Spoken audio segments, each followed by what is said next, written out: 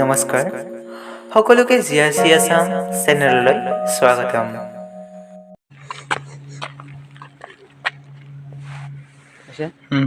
নমস্কাৰ। আজি এই টকমকলে এঘাৰৰ পৰা আৰম্ভ কৰিবলৈ লৈছোঁ আজিৰ এই বিশেষ ভিডিঅ'। আজি 31 ডিচেম্বৰত এখন মই কবিতা লিখিছোঁ। সময়ৰ উদ্দেশ্যে লিখা এখন কবিতা আপোনালোকৰ মাজত আগবাঢ়িবলৈ লৈছোঁ।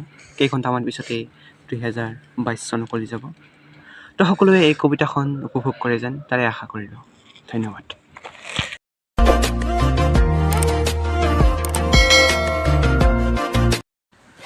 খ্ৰীষ্টাব্দ শতাব্দ চন যুগৰ যুগ পাৰ হৈ গ'ল।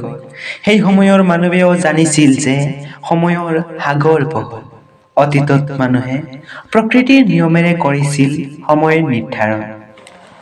যুগ যুগ পাৰ হৈ গ'ল, সময়ও সলনি হ'ল, কিন্তু সময়ৰ নিয়ম একে হৈয়ে ৰ'ল। নৈৰ পানী বৈ যায় নামনিলৈ, সময়ো আগুৱাই যায় আগলৈ। এনেকৈ জ্ঞানী লোকৰো জন্ম হ'ল, আদিম যুগো গুচি গ'ল, পৰৱৰ্তী নতুন যুগৰ সূচনা হ'ল। তেনেকৈ সময়ৰ নামসমূহেও সলনি হ'ল, সময় সময় হৈয়ে ৰ'ল। তেনেকৈ সৃষ্টি হ'ল ছেকেণ্ড, মিনিট, ঘণ্টা, দিন, সপ্তাহ, মাহ, বছৰ, যুগ আৰু আগলৈ অন্যান্য।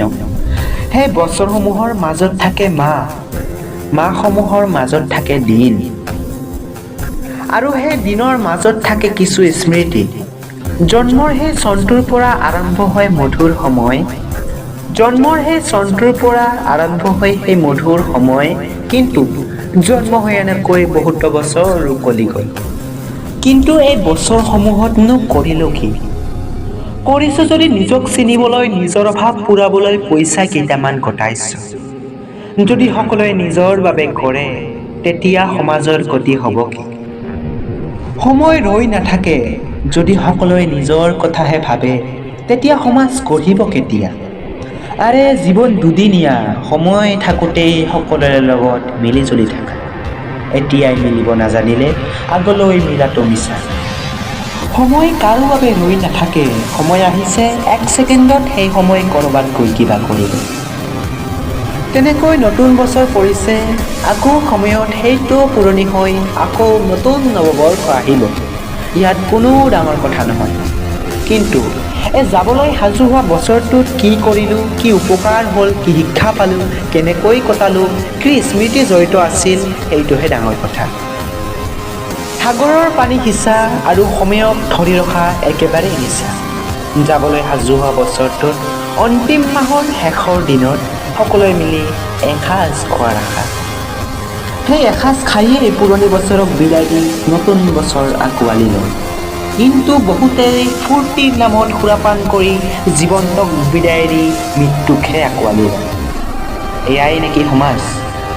সময়ত সলনি নহ'লে এনেকুৱা হোৱাটো স্বাভাৱিক। সময়ে শিকায়, সময়ে বুজায়, সময়ে ক'ৰবালৈ লৈ যায়। সময় নামৰ কবিতাখন ইয়াতে সমাপ্ত। নৱবৰ্ষৰ শুভেচ্ছা জনাই। আপোনালোকে যদি এই ভিডিঅ'টো চাই ভাল পালে তেন্তে লাইক কৰক, শ্বেয়াৰ কৰক, আৰু যদি আপোনালোকে এনেকুৱা ধৰণৰ ভিডিঅ'বোৰ চাই ভাল পায় তেন্তে এই চেনেলটো ছাবস্ক্ৰাইব কৰক।